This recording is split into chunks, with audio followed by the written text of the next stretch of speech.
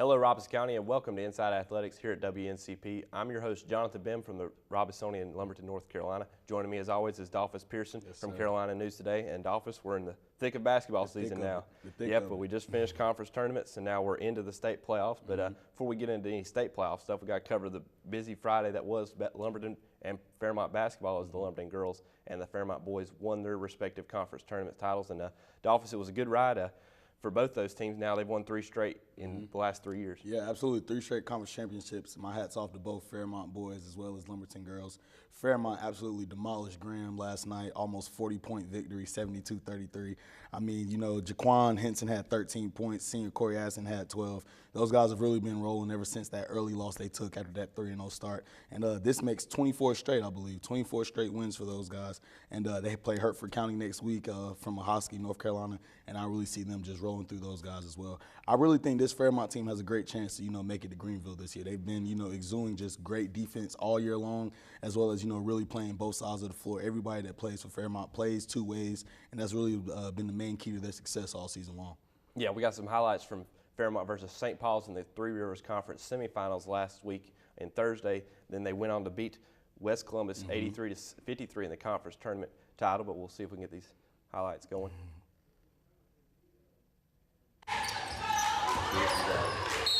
When Fairmont was over top St. Paul's, and big swat there by Javon Morrison. Javon Morrison really came along. He's really been a big presence in the post for them. And that's what they needed. They've got the side, they got the defense in the backcourt, but there's Derek Arnett hitting the triple from the top of the key. And here's Jaquan Henson, who's really came along as of late for Fairmont. He had a great little third quarter there at St. Paul's. Yeah, Fairmont's just on a roll right now. I mean, they're tough to stop. I mean, 24 straight, like you said, and now they're on to the second round. And it's looking like it's going to be them and Clinton in the 4th round. That'll be a good matchup to see. Henson once again there. Yeah, and Henson is an underclassman as well. So, he has a whole nother year. He's definitely going to be a leader for this Fairmont team. And as you said, Javon Morris, we know he's a star on the football field, but to see him really come along and really be that post presence for that Fairmont team has been a big surprise as well. So yeah, they definitely have all the keys necessary. Clinton is a very good team. All year long, they've been kind of, battling for that #1 spot in our media polls and everything like that. It's definitely going to be a battle, but I really feel like if Fairmont really sets the tone early, they can really have Clinton playing catch up in the second half. Yeah, and they still got to get past the next 2 rounds. Hertford County. Hertford County. I can't put them past Hertford County just yet. You're right. You can never look past that. Then maybe a possibility of playing against Reedsville there in the 3rd round. Also. But Clinton, the size of Clinton really could give them problems. And I think that's where Javon Morris and Elijah Pittman, some guys that really have the size and the meat on the bones. Even Sidney McKeithen, at 6 foot, he plays really above his height with his talent level, his effort and stuff. It's just a really good Fairmont team right now. I think they're more balanced than they have been in the past. They are. So that really helps it. And like you said, they don't really have the size. They play a lot of small ball, but the thing is they're so athletic. Those guys out there, like you said, they can just, they play both sides of the ball. They play great defense. And then you got those post players. They might not necessarily be, the 6'4", 6'5" guys, but they do have the meat on their bones, and they do have the grit to body with anybody down there on the blocks. Yeah, and their defense really showed last night against Graham. You said, like you said, 72-33 over the Red Devils from Graham. It's kind of weird saying Red Devils. Red Devils, we think about Red Springs, right? like to do that here in Robeson County, but they came away with that. But they were up big in the second quarter, up 28-8. It was just it just demolished them right from the get-go. Which, like you want to see, there's been times in the past that Fairmont's had those home first-round games as a high seed. I remember a couple years ago, it was against Southwest Edgecombe. They came down, and Southwest Edgecombe hit a buzzer beater with .1 on the clock, so it didn't count. But they almost went overtime against a really low seed. So you want to see, like Ernest King likes to tell me, you want to kill an ant with an elephant. That's it. That's the analogy he loves to give me, and that's what Fairmont did. And they're really looking like they're wanting to challenge, like you said, get to regionals at Greenville, maybe play Kinston or a Green Central. Kinston has been their kryptonite as of late, but there's that guy that plays for the Lakers, Brandon Ingram. He's not on that roster. I heard of him before. I think I've heard of him before. Yeah, he's not on that roster anymore. Very true. They can breathe a little sigh of relief because of that. Yeah, and then also in the conference tournament championship games on Friday night, Lumberton topped Pinecrest 68-64. It was a big win for the Lady Pirates, who were down 13 in the first half. Were able to come back, and we got some highlights from that game. London Thompson had 19 in the second half. It really helped the Lady Pirates come back, and it was just a really balanced effort there between her and Madison Kennedy in there in the second half. There's London Thompson with the M1 at the free throw line there in the first half. London Thompson has just been playing exceptionally well all year long. You know, she's always been the brightest spot of that Lumberton female power team. You know, for her to just facilitate from that guard position and everything like that. She doesn't really have the size as you would, like to see from maybe the Division I point guard or anything like that. But her prowess on the court as well as her awareness and IQ is just second to none. Yeah, right here with the putback after the Rachel O'Neal miss. And Alexandria Simpson, the daughter of Vontae Leach, she's got some pretty good athletic genes. Yeah, she has some good genes, good lineage. Yeah, and it was just the London Thompson show there for a little bit, and then it seemed like it went from there. Her and Madison Kennedy especially had 9 points there in a stretch there in the fourth quarter to really help bring Lumberton back. It was just a good effort there, and to give their coach Danny Graham, who's going into retirement, his last conference tournament championship really means a lot for that team. And Pinecrest did make it close. They had it down to one late, but London Thompson with the steal here really started to seal the deal. And she sealed it at the free throw line as well, 4-point game just to put things out of reach.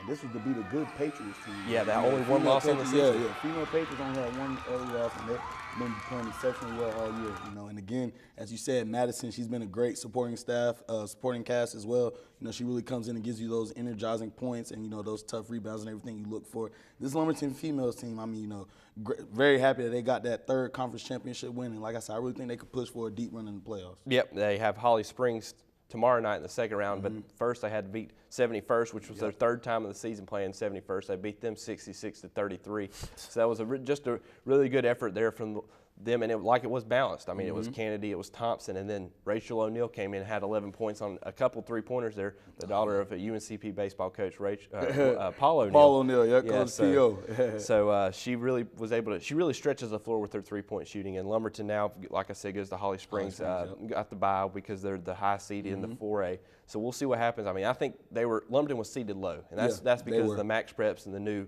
seeding process through the CHSAA. But we'll see what happens from there. It's still taking some adjusting and things like that. Now that Max Preps is really in control of the state playoffs and things like that, Lumberton did get a relatively lower seed. However, as you stated, I feel like they're going to take that and use that as fuel to the fire. Just keep on pushing on this playoff race. Yeah, we'll see what happens from there on out. Then other action from Robeson County teams. Red Springs had a doubleheader, and both teams ended up losing. It was a very poor shooting night for both teams. In the girls' game, Farmville Central held Red Springs to 14 points in the second half. That defense just really seemed to lock in. They held Taya Jones to virtually scoreless by her standards. Only had 11 points. But that 73-37 win for Farmville Central really just seemed to be the demise, and really just shows what Red Springs was their catalyst, their Achilles heel all year, which was if Taya Jones isn't scoring, they're struggling. They don't score, definitely. And then the boys, for the boys to lose a tough one against North Lenoir, 60-55. Khalil Mitchell finished his career 21 points, 4 rebounds. Without a doubt, he was the best player on that Red Springs boys team this year. It's tough to see him lose a heartbreaking one like this. I mean, they had a up and down season. I want to say they came into this game 17-8 or whatever it may be. So, above average, but unfortunately, they just couldn't pull it out against a very solid North Lenoir team. Yeah, and it was just Red Springs was playing catch-up right from the get-go. They got down. They ended up taking the lead one time in the fourth quarter on 2 free throws from Jalen Mitchell, but from there it was just North Lenoir. Their size really was able to counteract the shooting, and they held Khalil Mitchell to 21 points, but they really seemed to almost key in on him, and that, like you said, that he was the best player on the team, the best shooter, and it really helped. They neutralized him at moments. He was able to help bring him back. They tied it late with about 4 minutes to go on a Jerome Bass layup, but then they went on a 4-minute quiet streak from the floor. They didn't score. So it just was a tough night for them and the girls team as well. So I was there. It was kind of tough to see those teams. I mean, kids you've covered for 3 years take off the jersey for the final time. Taya Jones was probably had the disadvantage of being in the London Thompson era here. She'll never get to be the county player of the year because London Thompson's been here. But we'll see what happens from here on out. She's got a bright future with North Carolina A&T. Has signed her, so she will bring a lot to the table there. And on the boys' side, Khalil Mitchell, Monte Wilkerson, guys that really brought their heart and soul for 4 years there for Red Springs. Just it's tough to see that. You saw some long faces coming back to the locker room. Man, what is that feeling like on losing your final game? Oh man, it's indescribable. Without a doubt, you'll never forget it. I mean, all the hard work you exude, like you said, from the moment, not even just your freshman year. I mean, once you get done with athletics in the 8th grade, you know, you're already keened in on, okay, yeah, I'm going to Red Springs or I'm going to Lumberton or Purnell, and, you know, to live out that life of those that followed before you. So, you know, for the kids, you know, season ends, you know, a little early. It's heartbreaking, but all I can say is, you know, just keep on working. I mean, your playing career isn't over unless you say it's over. It's always an opportunity out there, and despite, you know, it not finishing the way they wanted it to, it doesn't mean that, you know, just because it's high school, you know, athletics is over, that, you know, your athletic career is over. You know, just stay determined, keep on using that hard work that you use to get to this point, and it'll propel you to the next level and where you want to be. Oh, yeah, for sure. And Lumberton went on the road, the Lumberton boys team. They got the last seed in because they beat 71st last week. They went to play Millbrook and fell on the road 81-56 with Sheep Breeden. And Jordan McNeil, the only players in double figures for the Pirates. And it was just a tough night for them. They were down big after the first quarter, ended up cutting it down to single digits at halftime, but then Millbrook just flexed its muscles late. Yeah, it's funny because one stat that really stuck out to me, Millbrook, as of, I want to say it was like 5 minutes in the third quarter, they had four runs of where they went 10-0, you know, like 10-0 runs. That can't happen, you know, and it's tough because I know, you know, the Lumberton boys, you know, they were excited to be there. You know, you're going down to Raleigh to play, you know, a pretty well-known team, predominant, you know, in the state as far as the athletics go. And I mean, it's just unfortunate because this wasn't the Lumberton team that we were used to seeing. You know, I was expecting to see a Lumberton team that almost gave Hope County their second loss of the year earlier in the season when they lost, I want to say 81-77 or something of that nature. And I was really counting on, you know, Lumberton to pull out a win against a very solid Millbrook team. They, you know, they poised a lot of size down low. I know you got guys like Quashique Breeden, Braylon Grice, who are, you know, bruisers on the box. But, I mean, when you're going against 6'7", 6'8" centers and power forwards and things like that, it's a little tough. You know, that grit and bruising play style can only get you but so far. But, again, they have a lot of bright spots. They have a lot of things to be happy about. McNeil is coming back. He was only a sophomore this year. He averaged 19 points and 7 rebounds.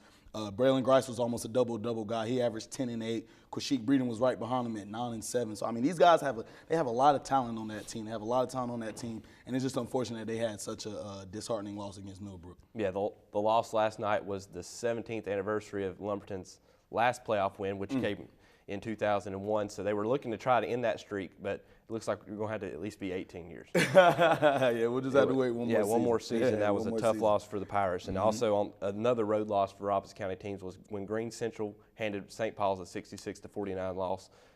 We knew what was coming there for St. Paul's and going into Greene Central, and one of the top teams. I mean, they're them up there with Kinston and Clinton and even Fairmont. It's that same extra plateau of players. I mean, or teams. They're just really good players out there. I don't know what it is about that area that just seems to produce, like we were just talking about Brandon Ingram. Yeah, like you said, I mean, it's just, I mean, I like the way you put it. It's just a hotbed. You know, I mean, that 252 area, you know, they just produce so many, you know, Division I players and just top-tier talent and things like that. It's just kind of tough to get past that. Even if Kinston, I want to say this year, you know, I mean, they only had, one loss? 2 losses or something like that. I mean, you always have to put them in the contention for, you know, state championship talk because they just, like I said, they've just been a powerhouse for so long and they just produce so much talent from that area. I don't know what they have in the water down there. It's got to be something, but it's a tough feat. It's a very tough feat. ESPN did a cool story I thought about just the area of Kinston and just talking about that high school alone. I mean, the averages is like, for the country, is like 1 out of every 10,000 kids that goes through high school basketball is going to make it to the NBA. Well, Kinston is like 1 out of every 52 kids that has came through that program has been drafted or been on an NBA roster. I mean, it's just amazing to think about. Like, you go through and the Reggie Bullocks, the Brandon Ingrams, the Jerry Stackhouses. I mean, it's just guys that are high-level kids that and they're playing against the adults in the gyms and the YMCAs and stuff. Exactly. It's just great to see that area thrive. I mean, they're like Robertson County, a low-income area. Very low income. Very low income. And so other scores of interest here in the area with Scotland picking up a 68-54 win over West Mecklenburg. Naeem Ratliff really leading Scotland. And Scotland's really looking like a team that could go out and, I mean, they played well against the Sand Hills Athletic Conference teams. They slipped up against Lumberton and a couple teams late, but they look like they could be a team that make a run. Yeah, they honestly, without a doubt, they have been the surprise of this whole season. You know, I mean, coming off that state championship run in football, you know, people were kind of still praising that and, you know, the laurels that came from that. And to see this basketball team just absolutely, I mean, they've exceeded expectations to the highest degree. I mean, like you said, they had a little slip up against Lumberton, but then they also gave Hope County a run for their money as well. And we both know that Hope County is the best team in the Sand Hills, had the first round bye, everything like that. These guys have a lot of athletes on their team. Like I said, they're another team that might not have the size, but they have the athleticism. I mean, they have guys that plays both ways of the court. And again, like I said, it was just honestly, Scotland County has been the biggest surprise without a doubt. A West Mecklenburg team, any Mecklenburg County school, we already know. The basketball, the football, they're up there when it comes to top tier talent. And for them to beat them in the fashion that they did, it really shows that this Scotland team is a force to be reckoned with. Oh yeah, for sure. And also some more postseason action, but in a different sport on the mat. In wrestling, we had Robertson County had 13 athletes go compete at the NCSAA State Wrestling Championships in Greensboro. 3 of them were able to place. Purnell Sweats, Romeo McNeil came in 3rd at the 145. Purnell Sweats, Will Deese came in 6th at 132. And Noah Taylor from Lumberton came in 6th at 113. We got some highlights from those placing matchups for Purnell Sweats, Will Deese, and Romeo McNeil. They had some tough draws. Deese ended up losing to this competitor from Reedsville by a 2-0 score. It was a really hard-fought bout for him. Definitely. But it's really just showed the culture change. Robertson County hasn't really typically sent this many kids to states or had these many guys place. Romeo McNeil wrestling at 145 was a kid that came in 2nd last year. So he was wanting to get a state championship, but he wasn't able to get it this year. But still a 3rd place and 2-time placer at the states is still something, a force to be reckoned with. Definitely. It all starts on the shoulders of Coach Nicky Barnes. He's really just helped this program grow. They had a good senior class that came through that started as freshmen. And this is McNeil here wrestling against West Forsyth Perez. Yeah, Coach Barnes, I mean, he just had a vision with these kids. And just to see, how they've progressed under his tutelage has just been amazing. And for, those guys to go to states, and despite Deese, not placing first, but, a 2-time, placing in the states, I mean, hats off to those guys, for sure, for sure. Oh yeah, and we'll see. And it's also bled into the collegiate area here. UNCP was able to win the ECAC Conference Championship. So I mean, it's something I joked with Coach Othello O.T. Johnson on Saturday when I saw him up there. I said, Coach, I heard that Pembroke's a hotbed for wrestling now, and he said, yeah, it's starting to turn into that. We're trying to get it there. And so he's really done a lot of work. And Nicky Barnes and Jamie Bell at Lumberton have really done a great job of changing those programs around. Definitely. And the kids in the area are starting to get into UNCP as well and wrestle on that team.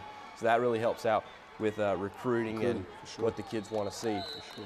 And Coach O.T., like you said, he's just, for as long as I can remember, and before that, he's just done such a great job with that wrestling program. And I mean, to see these kids thriving on the high school level, I mean, for them to come to UNCP and have an opportunity to, wrestle under him would just be an honor in itself. And I know these kids, they're all capable of playing at the next level. And I really hope to see them, down at UNCP because, I mean, they're close to home. Families still, have a chance to come and see them. And then they're wrestling for one of the best Division II programs in the nation, so you can't beat it. And so, Dolphins, will go right back to basketball. So we have Fairmont hosting Hertford County. Lumberton going to Holly Springs. What do you feel like some keys for those 2 teams to pull from Robertson County to pull out the wins? Yeah, I'll start on Lumberton girls. They're going to have to play. It's all about, London Thompson, her performance. They have to play behind, she's the leader of that team. She's the captain of that team. She's really going to help set that tone, her and Madison Kennedy. They're really going to set that tone early. And honestly, all the rest of the team has to do is just buy in. All they have to do is buy in. Holly Springs is a good program. However, they do have some niches in their armor, just like everyone else. All you have to do is expose those early, and they'll be good to go. As far as Fairmont, they honestly, I feel I jumped a little ahead earlier in the show, but honestly, all they have to do is just continue to do what they do, set the tone early. Like I said, continue to play that aggressive defense. Derek Arnett, I mean, Javon Morris, those guys, they just continue to play well. Derek Arnett, like you said, arguably could be the player of the year, conference player of the year, and Javon Morris has just been, a very big, bright spot for him this season. I definitely see him getting past Hertford County. My biggest thing is you don't want to look too far ahead, as if you already have your ticket punched, to go to Greenville. I feel like if they just continue to do what they're doing on this 24-game winning streak, then they'll continue to get the results they're looking for. Yeah, the term that Coach Montrell McNair likes to use is focus, and he wants to keep the focus on defense, focus on offense, just focus on the task at hand, and that will be the thing for Fairmont. That's it. And so Dolphins will wait to see what the kids can do on Thursday night and even Saturday if Fairmont gets to go on and Lumberton gets to go on to Saturday to the 3rd round. So I'm excited. For Dolphins Pearson, I'm Jonathan Bim and the crew here at UNCP. Thanks for watching Inside Athletics.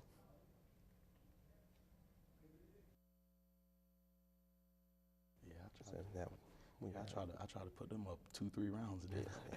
Yeah.